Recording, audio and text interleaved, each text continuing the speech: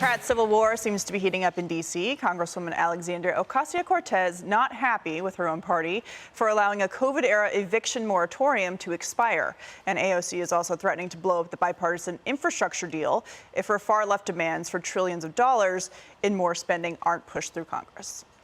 The House and House leadership had the opportunity to vote to extend the moratorium.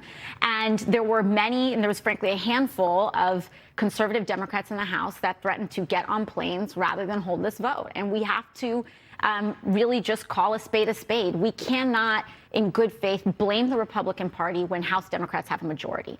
If there is not a reconciliation bill in the House, and if the Senate does not pass the reconciliation bill, we will uphold our end of the bargain and not pass the bipartisan bill until we get all of these investments in. So, Dana, why is this your favorite story? Well, the eviction moratorium story is one of my favorites. But let me just, if I could comment on one thing when she talks about how they won't hold up their end of the bargain and they won't pass the infrastructure bill. But she's playing with a smaller hand.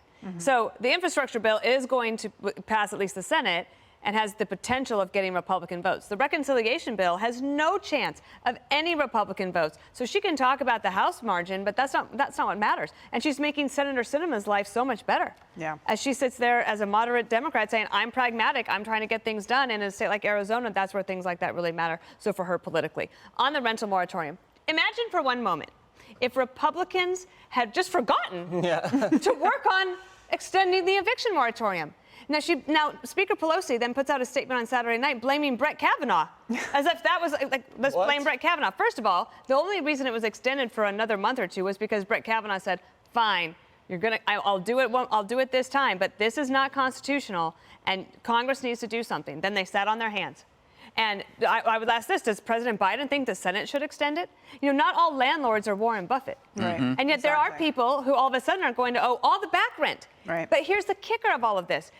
Remember when states could not get unemployment money out and it was just so frustrating and it was like, wait, why are the federal taxpayer is offering more. So we are willing to pay all of this. And then the states can't get the money to anybody and they're having to go to food banks and they're not able to pay their electricity bill. And the stress of all of that through no fault of their own is happening. Now, in this case, the federal taxpayer gives $49.6 billion to the states and they can't figure out how to get this money out. They sat on it.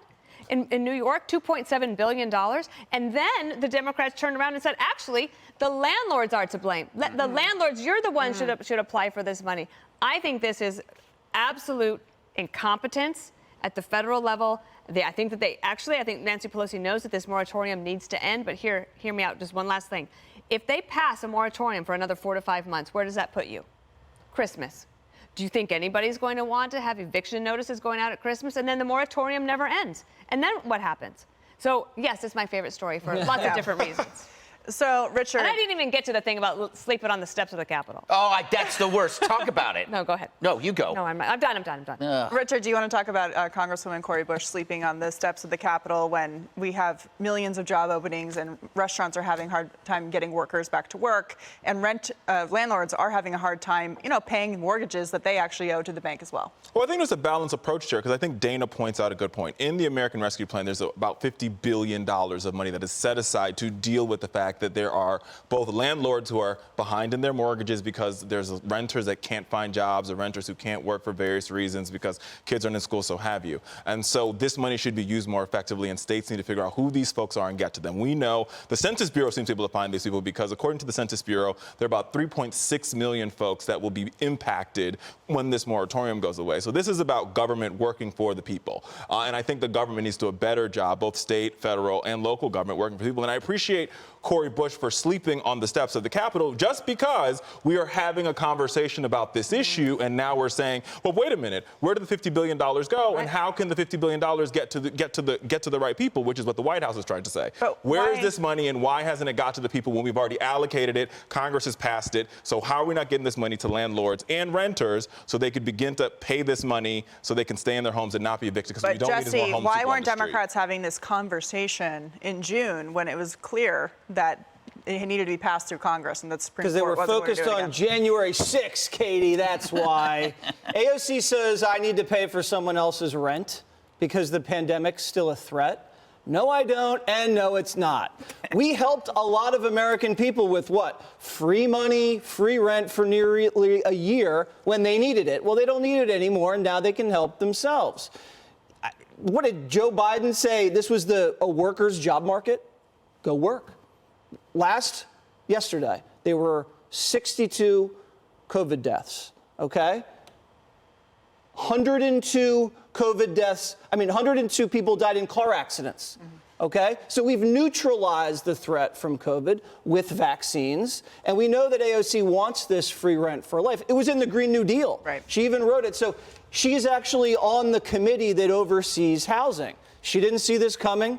She could have written a bill and then tried to get support for it. But instead, she waited for the last minute and then blamed the Biden White House for it. Yep. AOC is the least effective member of Congress, basically. She has never written a bill that's gotten out of committee in her entire career.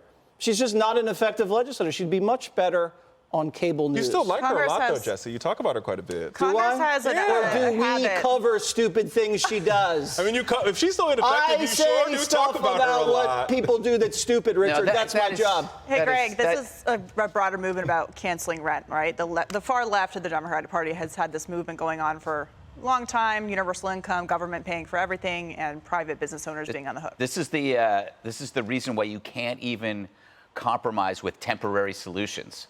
Because even if you give a temporary solution to a lefty, they're going to make it permanent. There's no such thing as temporary, whether it was mail-in ballots, or it's the moratorium. You give them and they go, oh, yeah, sure, and we'll get back to normal. No, they won't. Moratorium, they don't even know what that means. And we don't actually, I have to say, we don't talk about her at all.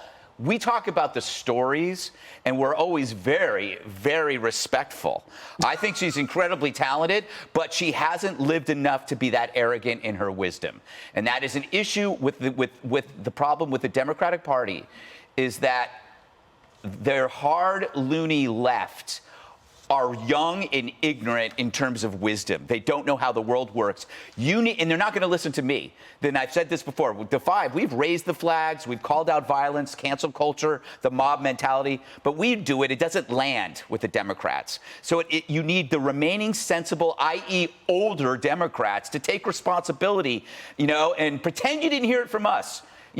Make it your idea and we'll salute you. But it's time for old people in the Democratic Party to take their party back from the young and loony. The boomers. Yeah. Come on, boomers. They're wisdom challenged.